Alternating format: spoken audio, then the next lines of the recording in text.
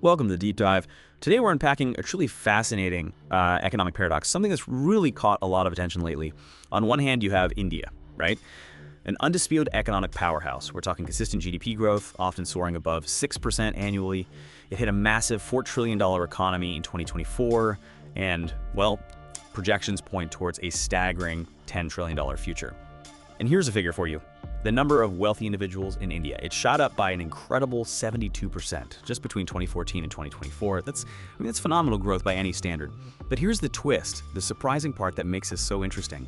Despite all this booming prosperity, India is seeing a significant outflow of its high net worth individuals. It's millionaires. And just for clarity, when we say millionaires, we mean people with at least $1 million in investable assets. That doesn't include their main home. So the big question today is, why? Why are so many of India's wealthiest citizens choosing to migrate? What's really pushing them to leave? It certainly is a compelling puzzle, and the numbers from the Henley Private Wealth Migration Report for 2025, they're quite striking. They project about 3,500 millionaires will leave India just this year, and their combined net worth, we're looking at around $26 billion, which is roughly 2.24 lakh crore. And like you said, this isn't new. The trend has been remarkably consistent. Actually, the numbers were even higher in the last 2 years. You had 5,100 millionaires leaving in 2023 and 4,300 in 2024. So this deep dive will really unpack the many reasons behind this consistent migration. We'll look at history a bit, but also the very modern drivers shaping this today. That's a great point. Because Indian migration itself, well, it isn't new, is it? We've seen different waves over the decades. You think back to the 1960s, the 70s. Skilled professionals, doctors, engineers, academics, they were mostly heading to places like the US, Canada, the UK, looking for better opportunities, maybe advanced education. Then, the 80s and 90s, that was a different kind of wave. More semi-skilled, unskilled workers going to the Gulf countries, finding jobs in construction, domestic services, that sort of thing. So yeah, for a long time, Indian migration was largely about finding work or specific professional steps up. Absolutely. And that history is crucial context. But here's where it gets really interesting. This is where we see a significant, a crucial shift in who's migrating. In recent years, India's wealthy.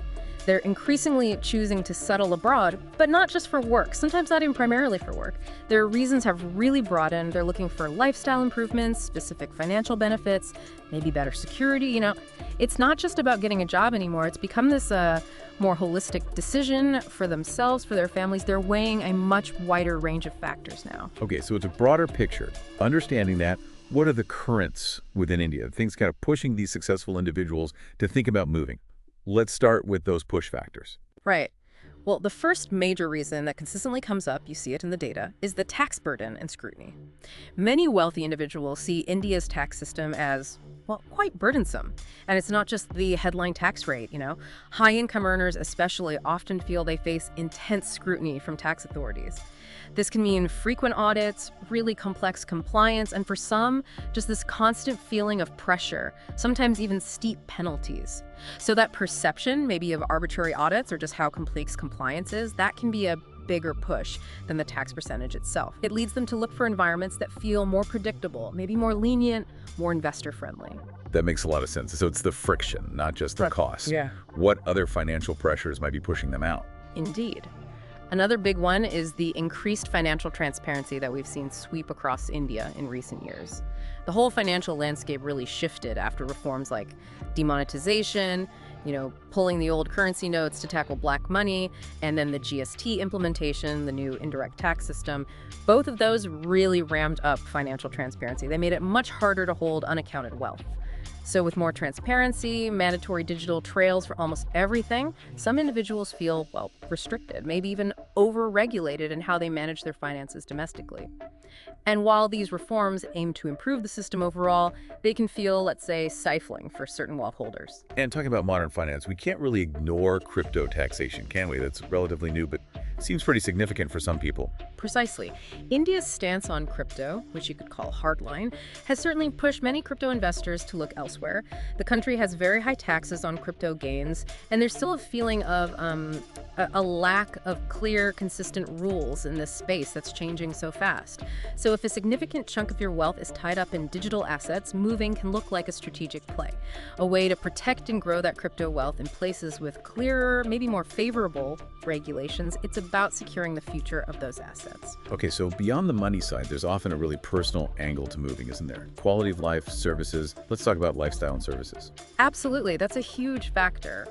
When you look at what attracts people abroad, it often includes access to, say, world-class education for their kids, or superior healthcare facilities, better infrastructure, maybe a more cosmopolitan lifestyle with more diverse cultural stuff. For many Indian millionaires, the decision to move is really driven by wanting a better overall quality of life. For themselves, yes, but also very much for their families. They're looking at long-term benefits, stuff that goes way beyond just the immediate financial return. It's about stability, opportunity for the next generation. Okay, so we understand some of the push, but where are they actually going? Let's shift to the global magnets pulling this wealth in. What makes these places so appealing? And maybe before we jump into specific countries, for listeners who aren't familiar, can you just briefly explain what a golden visa generally is? Oh, good point, yeah. So a golden visa program, essentially, it's a residence by investment scheme. It lets wealthy individuals, usually from outside places like the EU, get residency rights and often citizenship later on in a country if they make a significant investment. That investment could be in real estate, government bonds, maybe setting up a local business. These programs are basically designed to attract foreign money and talent. Right, so with that context, the undisputed leader right now in attracting Indian wealth, it's the United Arab Emirates, especially Dubai. Its appeal is massive. It's a combination of things. A luxurious lifestyle, it's incredibly safe, and it's close to India, which helps. But the really big one, the zero tax regime, that's huge. The UAE has no income tax, no capital gains tax, no inheritance tax. For wealth preservation, that's incredibly attractive. And on top of that, the UAE's Golden Visa program makes it easier. It offers long-term residency for investors, entrepreneurs, skilled professionals. It just streamlines the whole move. The projection is that the UAE will attract nearly 9,800 millionaires globally in 2025. That number actually beats the US. It just shows how dominant it's become. Wow, okay. And speaking of the United States, it's still a traditional favorite, right? But offering maybe a different kind of appeal. It absolutely is. The US still has significant allure, particularly through its EB-5 investor visa program. That visa offers a direct route to permanent residency, a green card, for people who invest $800,000, that's about, 6.7 crore, and create 10 jobs. There's also that other Golden Visa program requiring a $5 million investment introduced a while back. That's also gotten a lot of interest. Apparently, almost 70,000 online applications submitted so far. It's another route for people looking for those big U.S. business opportunities. Interesting. And what about somewhere maybe a bit more surprising, but that seems to offer a lot of flexibility? I'm thinking Portugal. Portugal. Yes, its Golden Visa program has definitely seen more Indians participating, and you can see why. It offers residency if you invest as little as 500,000 koro, which is around 4.5 crore, and create some local jobs. But the real kicker, what makes it so flexible, especially for global entrepreneurs or people who don't want to move full-time, you only need to physically be in Portugal for 7 days a year to keep your residency. That minimal stay requirement is a major draw. It gives you that international residency access to Europe without needing to completely uproot your life. 7 days a year. That's remarkably flexible. And finally, let's just touch on New Zealand. Known for its landscapes, maybe a different pace of life. New Zealand, yes. They've also updated their investor visas to attract global wealth. They're targeting people looking for stability and maybe unique investment chances. They have the growth investor visa that needs NZD 5 million, roughly 25 crore. And then there's a balanced category visa that asks for NZD 10 million in approved assets, could be shares, bonds, real estate. And it's interesting, about 4% of all applicants for these specific New Zealand visas are from India. So there's definitely interest there from wealthy Indians looking for diverse options and that high quality of life.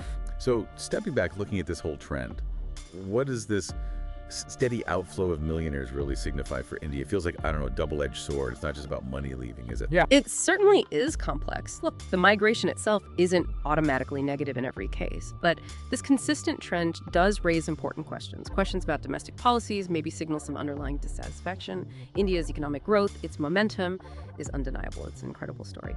However, this consistent outflow of its wealthiest might hint at some friction, maybe with the local business environment, the regulatory landscape. The double-edged sword aspect isn't just capital flight, though that's part of it. It's also about losing, potentially, institutional memory, entrepreneurial networks, the future contributions these individuals could make, their innovations, the ripple effects of their success within India. But it's also an opportunity, right, for India to maybe reflect, perhaps implement reforms in taxation, financial rules, wealth management policies. the imperative seems pretty clear. If India wants to not just generate wealth, but also keep it, then creating an ecosystem where wealth creators feel genuinely secure, feel valued, and see a clear path for growth and stability, well, that's essential. Right. So just to summarize what we've covered today, this global race to attract Indian wealth, it's clearly heating up. You've got countries like Dubai with its tax-free appeal and closeness, America with its huge business potential and residency pathways, even Portugal offering that amazing flexibility. They're all actively courting Indian millionaires. They're using attractive visa schemes, appealing tax breaks, diverse investment options. And for many Indian high net worth individuals, this move, it's clearly about more than just the money. It seems to be a search for perhaps freedom, stability, and ultimately securing what they see as a better future for themselves and their families. Indeed. It's a fascinating paradox, isn't it? India's powerful economic growth happening alongside this steady millionaire exodus. It's driven by factors inside India, things like the perceived tax burden, challenges with financial transparency, maybe unclear crypto rules, all acting as push factors. And at the same time, you have destinations like the UAE, the US, Portugal, New Zealand, actively pulling them in with attractive policies, great tax benefits, and the promise of a better quality of life. So for India, it really presents both a challenge addressing those underlying reasons for leaving and a significant opportunity. An opportunity to refine its own policies, to better hold on to its wealth creators and all the value they bring. And that brings us to a final thought for you, our listener. Thinking beyond what we've discussed today, what kind of thoughtful policies could really encourage wealth creators not just to make money in India, but to stay and invest domestically? How do you foster not just wealth generation, but true wealth retention? Something to ponder.